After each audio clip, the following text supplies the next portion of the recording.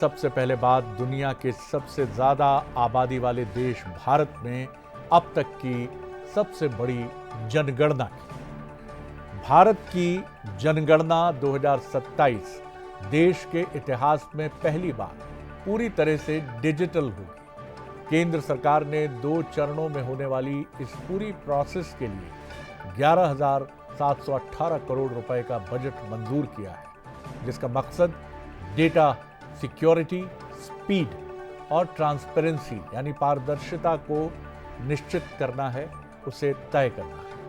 ये पूरी process mobile app और एक वेब पोर्टल के जरिए पूरी की जाएगी, जहां नागरिक सिटीजन्स खुद भी अपनी जानकारी भर सकेंगे।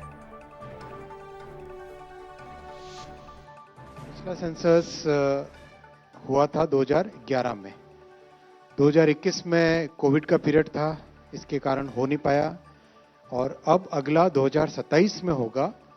और विश्व में भारत का census it's considered as the largest administrative and statistical exercise in the entire world. इतना मैसिव एक्सरसाइज है ये, इसके लिए पूरी तैयारी की गई है। बहुत वेल प्लान्ड तरीके से इसको किया जाएगा and lot of digital technologies will be used in census this time. चलिए ये भी समझने की कोशिश करते हैं कि जनगणना का इतिहास भारत में क्या है।